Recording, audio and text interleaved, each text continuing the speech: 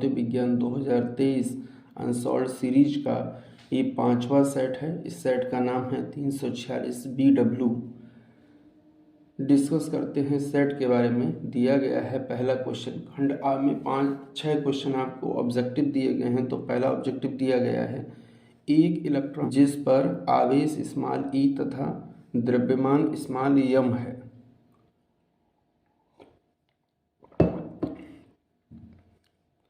द्रव्यमान small m है, एक समान विद्युत क्षेत्र E में गतिमान है, इसका त्वरण ज्ञात करना है कि त्वरण क्या होगा जाकर। तो F बराबर ma होता है, न्यूटन का गति विषयक नियम, और F बराबर QE होता है, यानी किसी आवेश पर लगने वाला विद्युत बल। ये समीकरण। अब देखिए, आवेश इलेक्ट्रॉन का किसके बराबर है, E के बराबर, तो Q बराबर E के कर दिए हैं। जब Q बराबर E के कर दिए हैं तो आ जाएगा EF बराबर Q E इंटू E। समीकरण नंबर 2, समीकरण 1 और 2 को बराबर कर देते हैं क्योंकि दोनों बल हैं। बराबर कर देंगे तो आ जाएगा MA बराबर EE। तो यहाँ से स्मॉल a का मान निकाल लेंगे तो हो जाएगा EE अपान में स्मॉल m जाके। यही आपका ऑप्शन सही है। पहले का खा आउट ऑफ सिलेबस है, इसका मतलब 2024 के लिए जो सिलेबस दिया गया है परीक्षा यूपी बोर्ड के लिए, उस सिलेबस से ये क्वेश्चन बाहर है जाकर। नेक्स्ट क्वेश्चन पर आते हैं। एक का दिया गया है, एक समान चुंबकीय क्षेत्र में किसी आवेशित कण के वृत्तीय पथ की त्रिज्या अनुक्रमानुपाती होती है। अब वृत्तीय पथ की त्रिज्या को देख लेते हैं। R बराबर होता है mb अपान में QB। m इंटू वी, यही आपका क्या होता है, संवेग, तो हो जाएगा P अपान में QV। तो देख रहे होंगे R समानुपाती किसके हो जाएगा, P के हो जाएगा, क्योंकि R भी अंश में है और P भी अंश में है। तो R समानुपाती P हो जाएगा, जहाँ P क्या है, कण का संवेग, यानी कण के संवेग के समानुपाती। यही ऑप्शन आपका सही है। एक था क्वेश्चन, ये भी आउट ऑफ सिलेबस, यानी 2024 की यूपी बोर्ड की परीक्षा में ये सिलेबस नहीं है। अगले क्वेश्चन पर पहुंचते हैं। एक डापर दी गई नाभिकीय अवक्रियाओं में यक्स है। अब देखिए 7n14 यहाँ पर है, 0n1 है। अब जोड़ लेते हैं परमाणु भार को, 14 1 15, यहाँ कितना है, 14 है, तो एक बचा हुआ, तो एक हम यहाँ पर ऊपर लिख दिए हैं। ऐसे ही नीचे जोड़ लेते हैं, 7 और 0 मिलकर यानी 7 हो जाएगा, लेकिन यहाँ पर क्या 6 है, यानी 7 में से 6 जाएगा, कितना बचेगा, 1, तो नीचे भी 1 है। 1H1 ये होता है प्रोटॉन। 1H1 क्या होता है, प्रोटॉन होता है।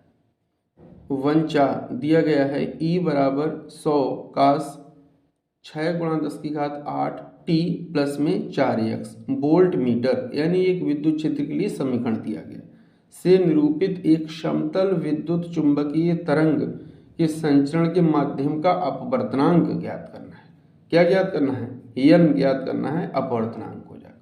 सबसे पहले समीकरण को नोट कर लेते हैं। E बराबर 100 कास 6 गुणा 10⁸ स्मॉल t प्लस में 6x। इसकी तुलना कर लेते हैं, E बराबर E0 cos omega t plus में kx से जाकर।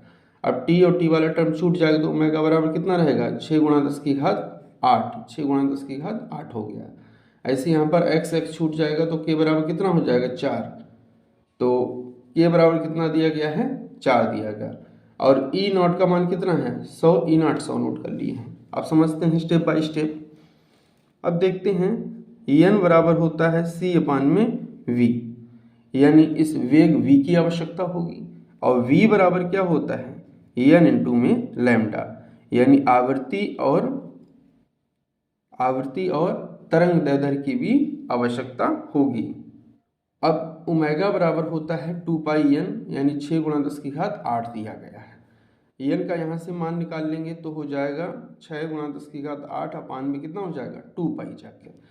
इसी प्रकार जो k होता है संचरण नियतांक, ये होता है 2π अपान में लैम्डा बराबर में 4। यहाँ से लैम्डा का मान निकाल लेंगे तो कितना आ जाएगा, 2π अपान में 4 जाके कैंसिल हो जाएगा, तो लैम्डा बराबर आ जाएगा π/2 जाकर। अब आते हैं अपवर्तनांक के सूत्र पर।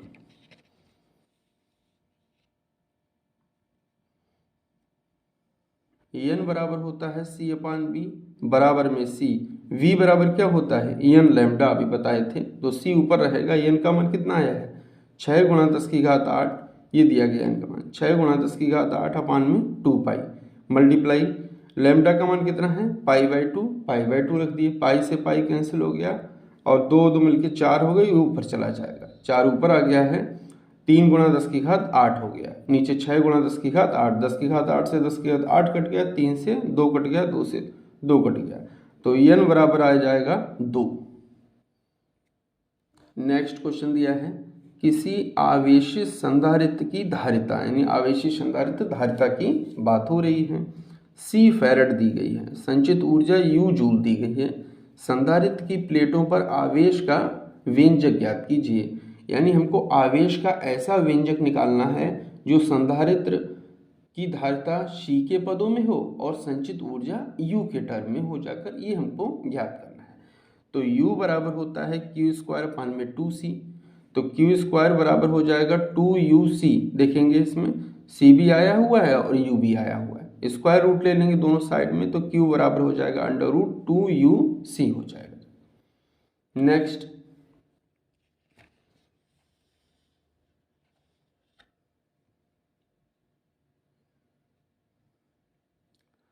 प्रकाश वैद्युत प्रभाव क्या है, मोस्ट इंपॉर्टेंट है, एक नंबर में बहुत पूछा जाता है। जब किसी धातु के पृष्ठ पर उपर्युक्त आवृत्ति, ध्यान रखें एक बात के लिए, उपर्युक्त आवृत्ति का प्रकाश डाला जाता है, और यहाँ पर धातु का पृष्ठ याद रखें, जब किसी धातु के पृष्ठ पर उपर्युक्त आवृत्ति का प्रकाश डाला जाता है तो धातु के पृष्ठ से प्रकाश इलेक्ट्रॉनों का उत्सर्जन होने लगता है। यानी धातु के सतह पर प्रकाश पड़ा उपर्युक्त आवृत्ति का, वहां से क्या होंगे इलेक्ट्रॉन उत्सर्जित होंगे, और प्रकाश के कारण उत्सर्जित हो रहे हैं इसलिए उनको प्रकाश इलेक्ट्रॉन कहेंगे। तो इस घटना को ही हम क्या कहते हैं प्रकाश वैद्युत प्रभाव, यानी प्रकाश के द्वारा विद्युत प्रवाहित हो रही है। अब विद्युत प्रवाहित कब होगी जब इलेक्ट्रॉन गति करेंगे जाकर।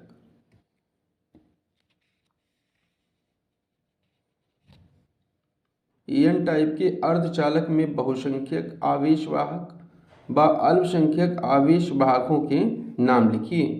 अब एन टाइप अर्धचालक के लिए क्या होता है, एन टाइप अर्धचालक में अल्पसंख्यक आवेशवाहक यानी माइनॉरिटी चार्ज कैरियर्स क्या होते हैं कोटर या होल्स होते हैं, और बहुसंख्यक आवेशवाहक यानी मैच्योरिटी चार्ज कैरियर क्या होते हैं इलेक्ट्रॉन्स होते हैं।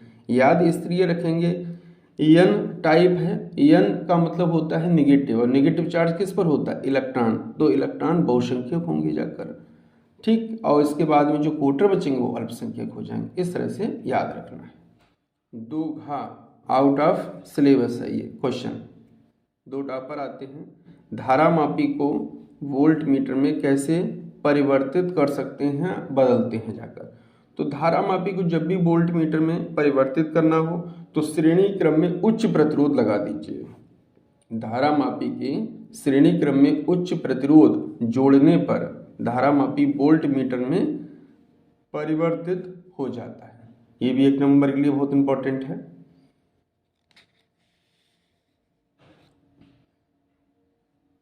दो अपवर्तनांक, अपवर्तनांक कितना दिया गया 2, आगे दिया गया है 10 डिग्री वाले एक पतले प्रिज्म से कितना न्यूनतम विचलन कोण होगा, यानी एक पतला प्रिज्म है उसका अपवर्तनांक 2 है और प्रिज्म का कोण कितना दिया रखा है 10 डिग्री।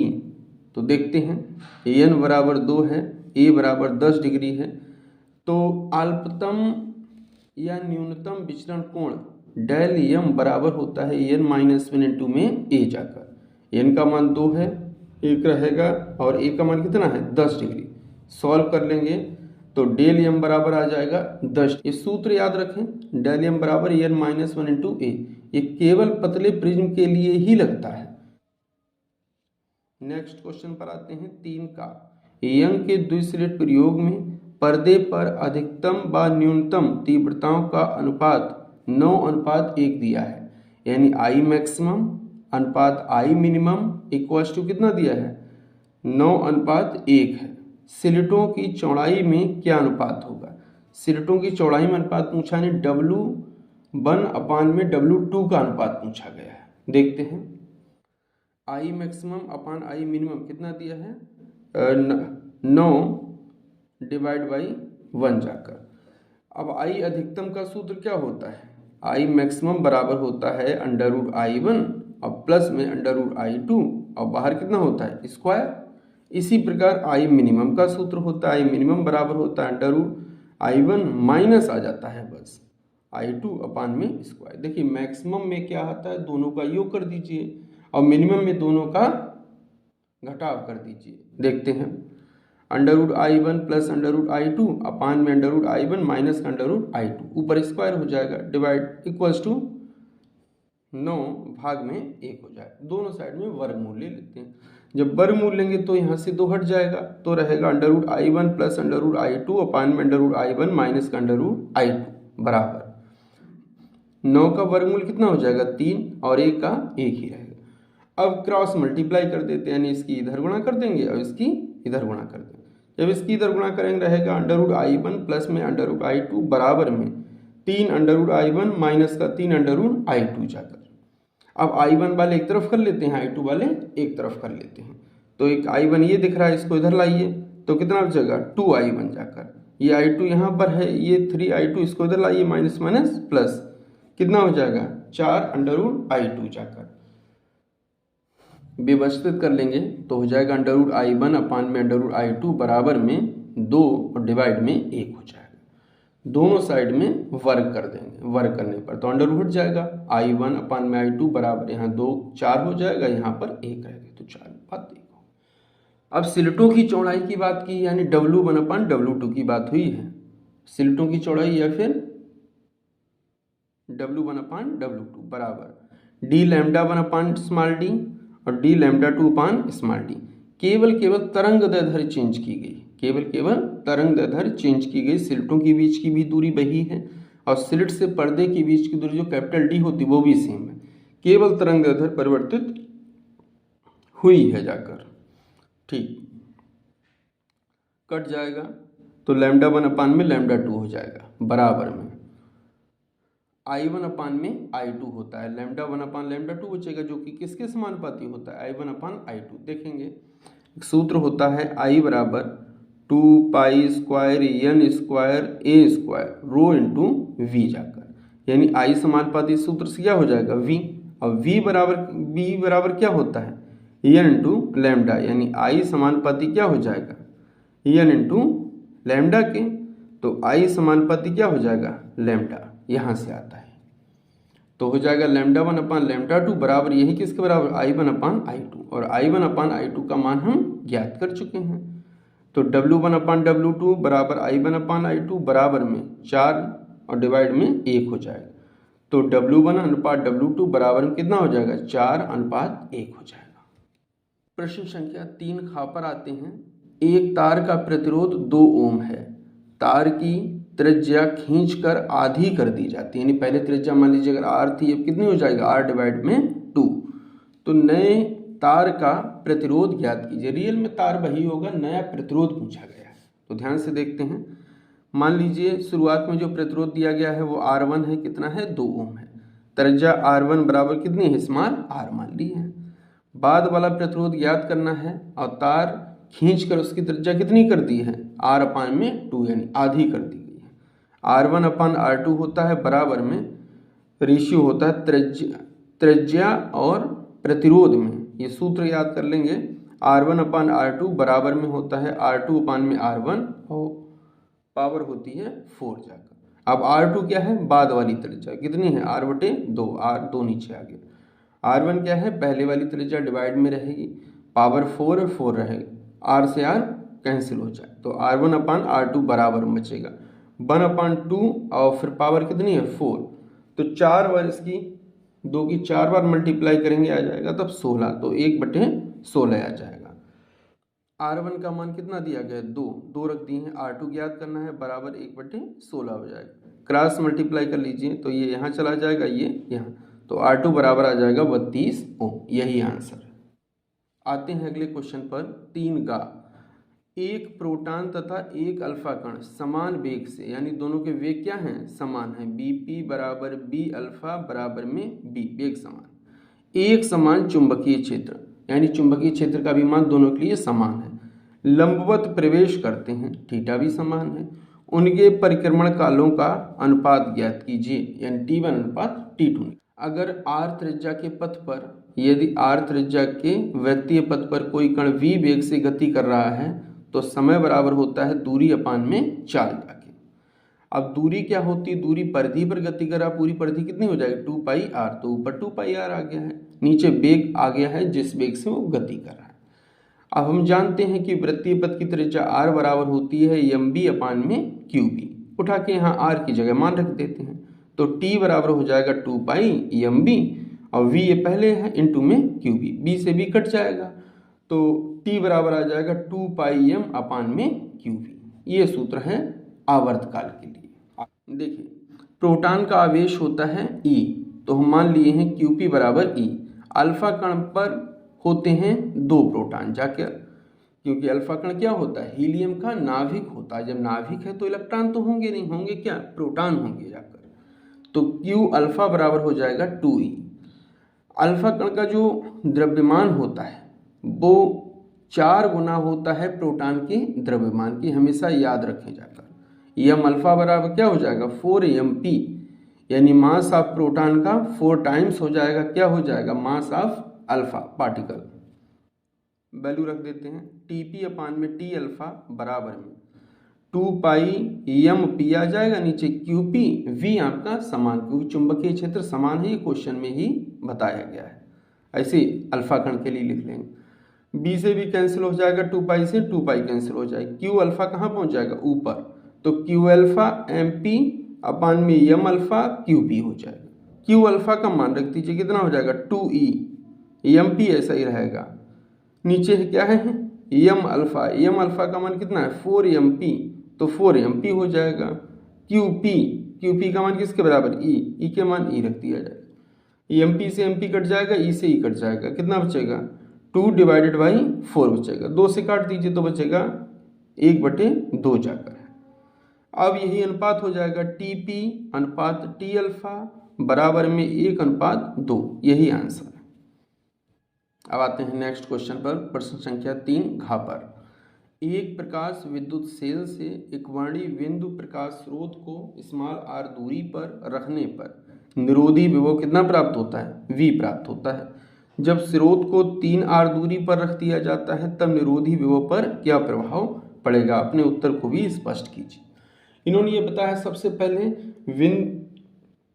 एक वर्णीय बिंदु प्रकाश स्रोत को विद्युत सेल से r दूरी पर रखते हैं तो निरोधी विभव कितना प्राप्त होता है, V प्राप्त होता है। बाद में बताते हैं कि अगर 3r दूरी पर रख दिया जाए तब कितना प्राप्त होगा, उसके बारे में पूछा है। Ke मैक्सिमम बराबर हो जाएगा EV नॉट, यानी अधिकतम गतिज ऊर्जा जो होती है वो किसके बराबर होती है, EV नॉट, जहाँ V नॉट क्या है, निरोधी विभव। निरोधी विभव ये प्रकाश विद्युत प्रभाव वाले चैप्टर में स्पष्ट दिया हुआ है। V नॉट बराबर B, विभव मान लिए उसने क्या दिया गया है V, तो क्या हो जाएगा Ke मैक्सिमम बराबर हो जाएगा EV। ठीक, अब आते हैं आइंस्टीन के प्रकाश वैद्युत समीकरण से कि आइंस्टीन का प्रकाश वैद्युत समीकरण क्या है। प्रकाश वैद्युत समीकरण है hν बराबर W प्लस में E Ke मैक्सिमम जाकर, hν ऐसा ही रहेगा, W क्या होता है कार्यफलन। अब देखिए समझ लीजिए इस प्रकाश वैद्युत समीकरण, hν क्या होता है, उस प्रकाश की ऊर्जा होती है जो कि इस धातु के पृष्ठ पर आपतित हो रहा है। अब प्रकाश आपतित किस फोटान के रूप में, ये तो फोटान की ऊर्जा 2 रूपों में व्यय होती है, एक तो गतिज ऊर्जा में और दूसरा क्या है कार्यफलन में जाकर। तो वही यहाँ पे लिखे हैं W और Ke मैक्सिमम का मान पहले भी बताए थे कितना है EV हो गया जाकर।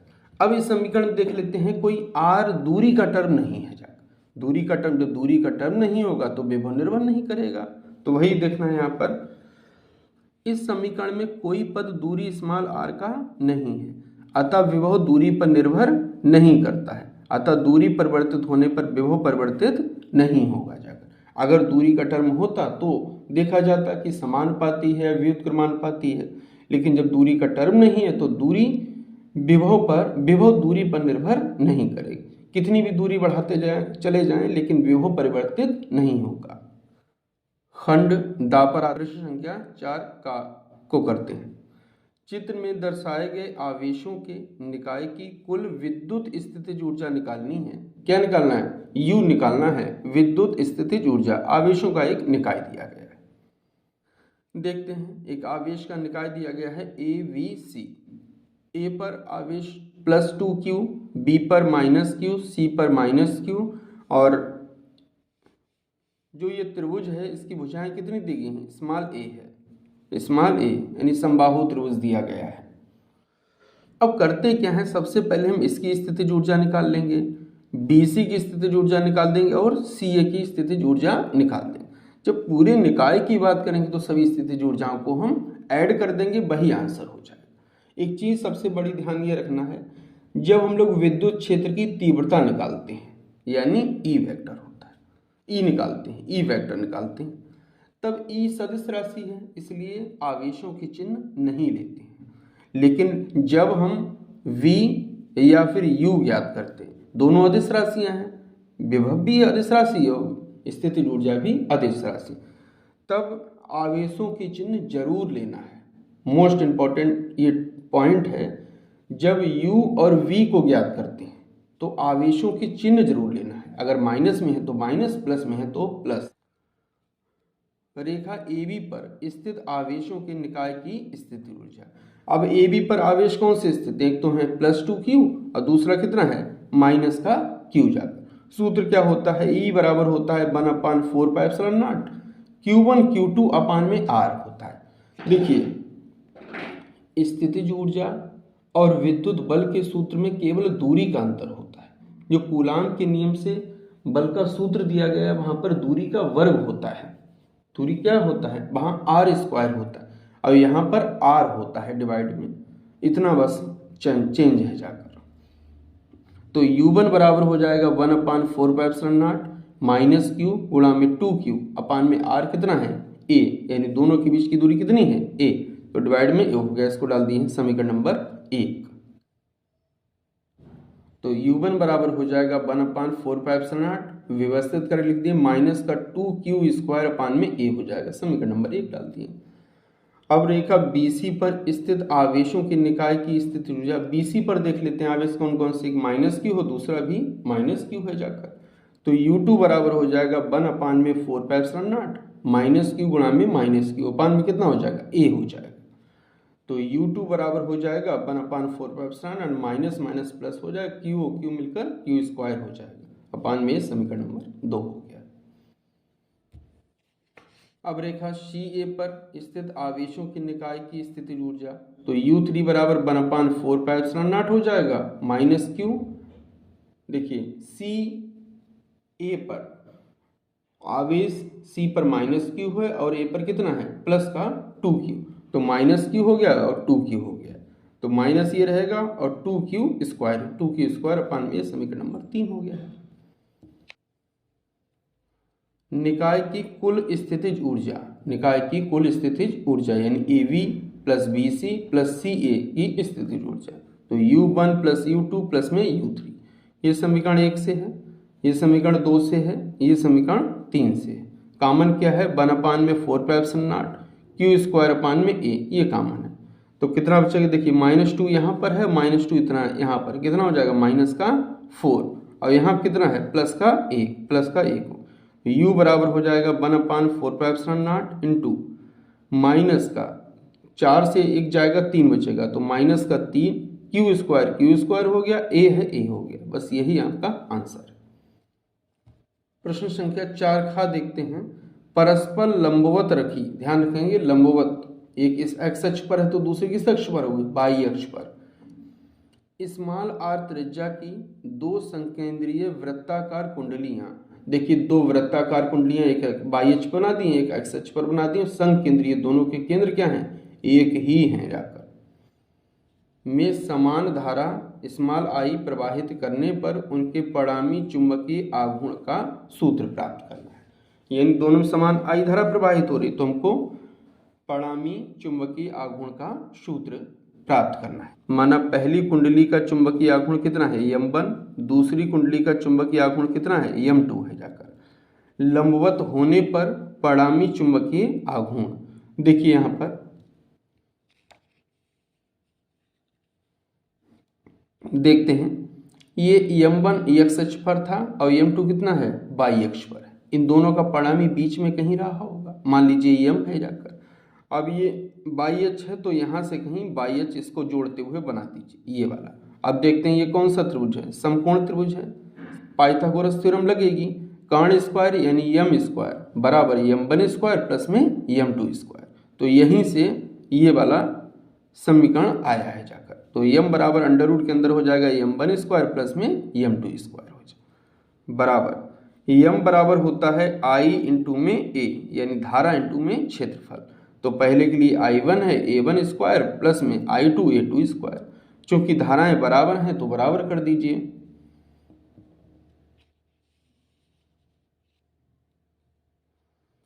धाराएं बराबर हैं, I1 बराबर I2 बराबर I जाकर है। तो यहाँ पे हो जाएगा m बराबर, यहाँ भी I हो जाएगा। क्षेत्रफल अच्छा देख लीजिए, a1 बराबर पाई r1 स्क्वायर है, a2 बराबर पाई r2 स्क्वायर। त्रिज्याएं भी बराबर हैं दोनों की, ऊपर क्वेश्चन में कहा है उसने। तो I स्क्वायर और पाई स्क्वायर r1 की घात 4 प्लस में I2 square pi square r2 की घात 4 जाके त्रिज्याएं बराबर कर दीजिए। त्रिज्याएं बराबर कर देंगे फिर जोड़ लेंगे तो आ जाएगा 2I square pi square r की घात 4 जाके। अब बाहर क्या, अंडर रूट के बाहर क्या निकलेगा, पाई निकल सकता है, आई निकल सकता है, यहाँ से क्या निकलेगा r स्क्वायर। तो I पाई r स्क्वायर हो जाएगा, अंदर क्या बचेगा अंडर रूट 2 जाकर। तो व्यवस्थित करके लिख देते हैं, m बराबर हो जाएगा under root 2 I pi r square. यही सिद्ध करना है। क्वेश्चन नंबर 4 गा पर आते हैं। विद्युत चुंबकीय तरंगे क्या हैं। सबसे पहले हमको विद्युत चुंबकीय तरंगों के बारे में बताना है। आगे दिया गया है, चित्र की सहायता से समझाइए कि ये तरंगे अनुप्रस्थ प्रकृति की होती हैं जाकर। तो समझते हैं सबसे पहले विद्युत चुंबकीय तरंगे। जब किसी वैद्युत परिपथ में वैद्युत धारा बहुत उच्च आवृत्ति से बदलती है, अर्थात परिपथ में उच्च आवृत्ति के वैद्युत दोलन होते, तो उस परिपथ से ऊर्जा तरंगों के रूप में चारों ओर प्रसारित होने लगती है। कंपन हो रहे हैं तो ऊर्जा होगी जाकर, तो वह ऊर्जा तरंगों के रूप में चारों ओर प्रसारित होने लगती है। इन तरंगों को ही हम क्या कहते हैं, विद्युत चुंबकीय तरंगे कहते हैं। फिर ध्यान से सुन लें, जब किसी वैद्युत परिपथ में वैद्युत धारा बहुत उच्च आवृत्ति से बदलती है, तो उस परिपथ से ऊर्जा तरंगों के रूप में चारों ओर प्रसारित होने लगती है। ठीक, इन तरंगों को ही हम क्या कहते हैं, विद्युत चुंबकीय तरंगे।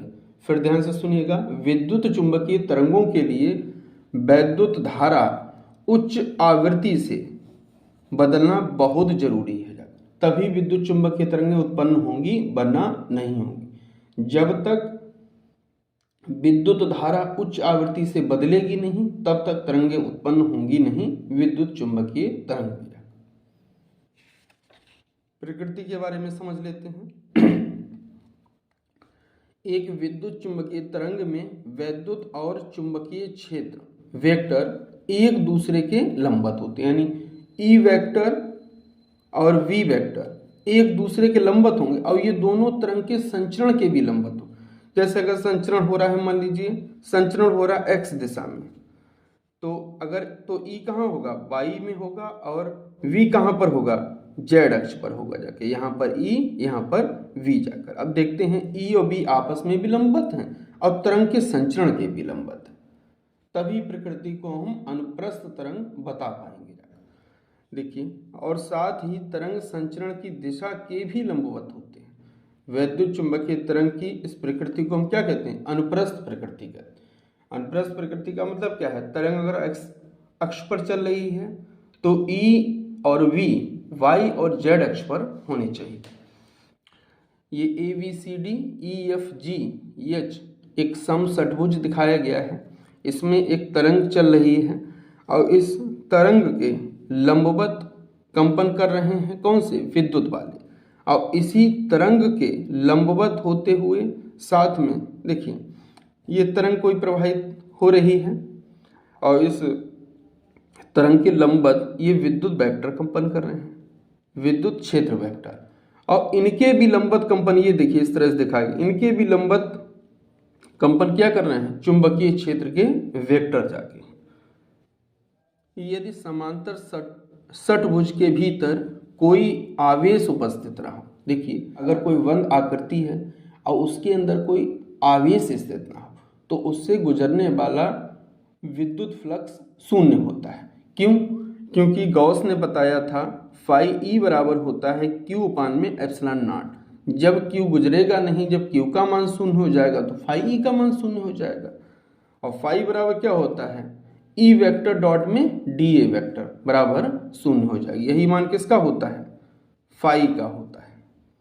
फ्लक्स केवल ए बी सी डी व ई एफ जी एच यानी आमने सामने वाली भुजाएं थी। देखते रहते हैं एक बार फिर, आमने सामने वाले फलक थे ये ए बी सी डी ये वाला फलक, और इसके सामने कौन सा फलक पड़ेगा, ई एफ जी एच, आमने सामने वाले फलक की बात हो रही है।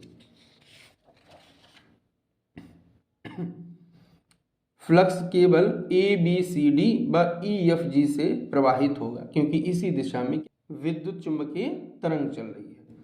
तो यहीं पे ये लिखे हैं जाकर। अब x दिशा में E का घटक क्या होगा, ई एक्स आई कैप। अब क्षेत्रफल उस दिशा में तो होगा नहीं, क्षेत्रफल किस दिशा में, y और z दिशाओं में, तो वही यहाँ मल्टीप्लाई कर दिए हैं D by D Z I cap.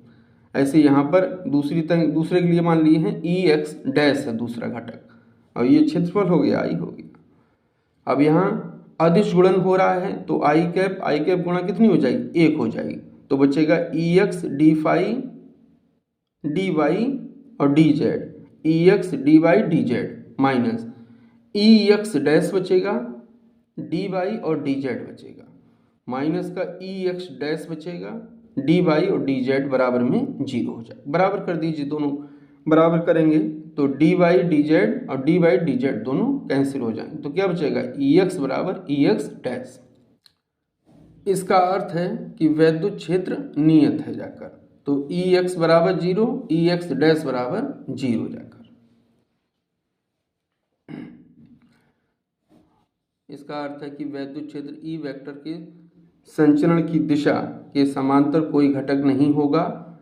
अब देखिए ई एक्स का घटक ई एक्स अक्ष की दिशा में शून्य है, ऐसे ई एक्स डैश बराबर जीरो क्या है, ई एक्स डैश है वो किस दिशा में, एक्स अक्ष में, एक्स अक्ष की दिशा में शून्य है, जिस दिशा में तरंग जा रही उस दिशा में नहीं है। इसी प्रकार सिद्ध किया जा सकता है कि तरंग के संचरण की दिशा में चुंबकीय क्षेत्र वी वेक्टर का कोई घटक नहीं होगा, यानी वी वेक्टर का भी कोई घटक नहीं, तो बी एक्स बराबर भी शून्य हो जाएगा। अतः वैद्युत क्षेत्र व चुंबकीय क्षेत्र तरंग संचरण के लंबवत हैं। इससे स्पष्ट हो जाता है कि वैद्युत चुंबकीय तरंग की प्रकृति क्या होती है, अनुप्रस्थ होती है जाकर। ठीक, नेक्स्ट क्वेश्चन पर आते हैं। प्रश्न संख्या 4 घ, संयुक्त सूक्ष्मदर्शी का नामांकित किरण आरेख बनाइए जब अंतिम प्रतिबिंब अनंत पर बने। फिर ध्यान से सुन लें, संयुक्त सूक्ष्मदर्शी का चित्र बनाना है, ठीक, जब अंतिम प्रतिबिंब कहाँ बन रहा हो, अनंत पर बन रहा हो। ये चीज ध्यान रखें, यही मोस्ट इंपॉर्टेंट है। सूक्ष्मदर्शी की आवर्धन क्षमता किन कारकों पर निर्भर करती है वो बताना है। ये नेत्रिका है, अविदृश्यक है। देखते हैं, सूक्ष्मदर्शी में ध्यान ये रखना है कि नेत्रिका का आकार बड़ा रहेगा, अविदृश्य का आकार छोटा रहेगा जाकर। ठीक, वस्तु अविदृश्य के सामने मान लीजिए ए बी वस्तु स्थित है। अब यहाँ से दो प्रकाश किरणें चलेंगी, एक मुख्य अक्ष के समांतर और एक जाएगी प्रकाशी केंद्र से। प्रकाशी केंद्र वाली बगैर विचलित हुए सीधे चली जाएगी, और यहाँ पर ये मुख्य अक्ष की जो समांतर प्रकाश किरण जा रही थी वो फोकस से होकर गुजर कर जाएगी जाकर। अब ध्यान ये रखना है अंतिम प्रतिबिंब कहाँ बनाना है, अनंत पर। जब अनंत पर अंतिम प्रतिबिंब तभी बनेगा जब वस्तु फोकस पर रखी होगी, यानी जो ए डैश बी डैश प्रतिबिंब कहाँ बना जाके, नेत्रिका के फोकस पर बनना चाहिए। फिर ध्यान से सुन लीजिए, अगर ए डैश बी डैश नेत्रिका के फोकस पर बनेगा तभी अंतिम प्रतिबिंब कहाँ बनेगा जाकर, अनंत पर बनेगा जाकर। ये चीज ध्यान रखेगा कि बिल्कुल मोस्ट इंपॉर्टेंट, जब अनंत पर प्रतिबिंब बनेगा तो वस्तु कहाँ रखनी चाहिए, फोकस पर रखनी चाहिए। ठीक, तो ए डैश बी डैश कहाँ हो जाएगा, एफ ई डैश पर, यानी नेत्रिका के फोकस पर जाकर।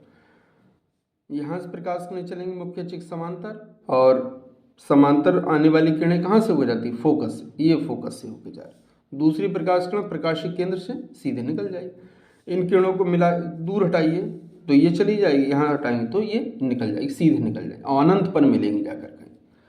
अब ये वस्तु है, वस्तु की अविदृश्यक से दूरी कितनी है, UO। अब अविदृश्यक से प्रतिबिंब जो बना गया है वो दूरी कितनी है, VO जाकर। अब जो प्रतिबिंब A' B' रखा गया है वो नेत्रिका के लिए क्या कार्य करेगा, वस्तु का कार्य करेगा, यानी A' B' की नेत्रिका से दूरी कितनी होगी, UE। और यही दूरी किसके बराबर होगी, फोकस दूरी के बराबर, क्योंकि वस्तु कहाँ रखी है, फोकस पर। श्रांत आंख के लिए अंतिम प्रतिबिंब अनंत पर बनता है। इस स्थिति में प्रतिबिंब A' B' नेत्रिका के फोकस FE' पर होगी, अर्थात UE बराबर किसके हो जाएगा, FE। सूत्र क्या होता है, M बराबर -BO/UO और D अपान में UE होता, तो UE की जगह क्या रख देंगे, FE, फोकस दूरी हो गई है। अब इस स्थिति में सूक्ष्मदर्शी की लंबाई, एक बार सूक्ष्मदर्शी की लंबाई को समझ लेते हैं। यहाँ से न्यूमेरिकल भी बहुत बनता है, इसलिए ध्यान से देखिए। सूक्ष्मदर्शी की लंबाई होती है दोनों नेत्रों के बीच की दूरी है। ये अविदृश्यक है, ये अविनेत्र लेंस है या नेत्रिका है, इनके बीच की दूरी देख लेते हैं। अब देखिए अविदृश्यक से VO दूरी पर प्रतिबिंब बना है और प्रतिबिंब से UE या FE दूरी पे क्या है, नेत्रिका है। तो अविदृश्यक और अविनेत्र लेंस या नेत्रिका के बीच की दूरी कितनी हो जाएगी, BO प्लस में UE या फिर FE जाकर, ठीक। तो I बराबर क्या हो जाएगा, BO प्लस में FE, चाहे तो UE भी लिख सकते हैं जाकर, यही दूरी होगी। दोनों लेंसों के बीच की दूरी ही क्या कहलाती है, सूक्ष्मदर्शी की लंबाई कहलाती है। बढ़ता है, सब जाए या फिर घट जाए जाकर। तो सबसे पहले सूक्ष्मदर्शी की अधिक आवर्धन क्षमता के लिए अविदृश्यक लेंस O की फोकस दूरी FO छोटी होनी चाहिए। मोस्ट इंपॉर्टेंट है कि FO छोटा होगा तो आवर्धन क्षमता अधिक होगी। इसी प्रकार आगे नेक्स्ट पॉइंट पर देखेंगे FE भी छोटा होना चाहिए, यानी अविनेत्र लेंस की फोकस दूरी भी छोटी होनी चाहिए, अविदृश्यक लेंस की फोकस दूरी भी छोटी होनी चाहिए अगर आवर्धन क्षमता अधिक चाहिए। आवर्धन क्षमता का अधिक का मतलब क्या है, प्रतिबिंब जितना स्पष्ट चाहिए तो उसकी आवर्धन क्षमता उतनी ही अधिक होनी चाहिए। अधिक आवर्धन क्षमता के लिए वस्तु को अविदृश्यक लेंस के प्रथम फोकस के समीप रखना चाहिए। अगर वस्तु को अविदृश्यक लेंस के प्रथम फोकस के और समीप रखेंगे तो आवर्धन क्षमता तब भी अधिक हो जाएगी, और आवर्धन क्षमता अधिक हो जाएगी तो प्रतिबिंब बहुत स्पष्ट दिखाई देगा। अधिक आवर्धन क्षमता के लिए नेत्रिका की फोकस दूरी FE भी छोटी होनी चाहिए। देखिए FO छोटा होना चाहिए, FE छोटी होनी चाहिए, और जो वस्तु है वो अविदृश्यक लेंस के प्रथम फोकस के समीप रखनी चाहिए। नेक्स्ट आते हैं क्वेश्चन नंबर 4 डा पर। किसी विशिष्ट परमाणु का ऊर्जा स्तर आरेख चित्र में प्रदर्शित है। ऊर्जा स्तर आरेख चित्र में दिखाया गया है। स्तर C से A उत्सर्जन संक्रमण में 1000 एंगस्ट्रॉम, यानी जब कोई भी परमाणु C से कहाँ पर आ रहा हो, A में आ रहा हो जाकर, तब तरंगदैर्घ्य कितनी मिलेगी जाकर, 1000 एंगस्ट्रॉम जाकर। C से B में आ रहा हो तब तरंगदैर्घ्य कितनी मिलेगी, 5000 एंगस्ट्रॉम। C से B में आ रहा है तब तरंगदैर्घ्य कितनी, 5000। B से A संक्रमण में उत्सर्जित तरंगदैर्घ्य की गणना कीजिए, यानी अब वो तरंगदैर्घ्य बताओ जब परमाणु कहाँ से आ रहा हो, B से A में आ रहा हो जाए, ये बताना है। अब जो दिया गया है सबसे पहले वहीं से शुरुआत करते हैं। देखिए ऊर्जा स्तर C से A में संक्रमण के लिए तो हो जाएगा EC माइनस EA बराबर में hν। ये बोहर का आवर्ती प्रतिबंध है, ये बोहर का आवर्ती प्रतिबंध है। E2 माइनस E1 बराबर hν, जो बोहर ने बताया था अपने परमाणु मॉडल में। तो EC माइनस EA बराबर हो जाएगा HC अपान में लैम्डा। लैम्डा का मान कितना दिया जब C से A में आ रहा है, 1000। समीकरण नंबर 1 डालिए। ऊर्जा स्तर C से B में संक्रमण के लिए क्या हो जाएगा, अब देखिए जहाँ से आता है उसकी ऊर्जा ज़्यादा होती तो उसमें से कम वाली ऊर्जा माइनस की जाती है। तो EC माइनस EB बराबर हो जाएगा HC/5000। समीकरण नंबर 2। समीकरण 1 से 2 को घटाने पर, 1 से 2 को घटा देंगे जाकर, EC माइनस EA माइनस का EC माइनस का EB। ठीक, ये कहाँ से आया? समीकरण नंबर 2 है ये, बराबर HC/1000 माइनस का HC/5000 हो। EC माइनस का EA अंदर भेजेंगे तो चिन्ह बदल जाएगा, ये माइनस और ये प्लस, बराबर HC कॉमन एलसीएम ले लेंगे, 5000 एलसीएम आ जाएगा, यहाँ 5 यहाँ पर 1 जाकर, EC से EC काट देंगे तो कितना बचेगा? EB और माइनस का EA, EB माइनस का EA बराबर HC और यहाँ 5 में से 1 जाएगा तो बचेगा 4 और नीचे 5000। यदि B से A में संक्रमण हो, अब B से A में संक्रमण हो तो क्या हो जाएगा? EB माइनस का EA बराबर में HC/λ। समीकरण नंबर 4। अब तीनों समीकरण 4 में देखें LHS दोनों की बराबर है तो RHS भी बराबर होनी चाहिए। तो 4HC/5000 हो जाएगा बराबर में HC/λ। तो HC से HC कट जाएगा, लैम्डा के यहाँ से मान निकाल लेंगे।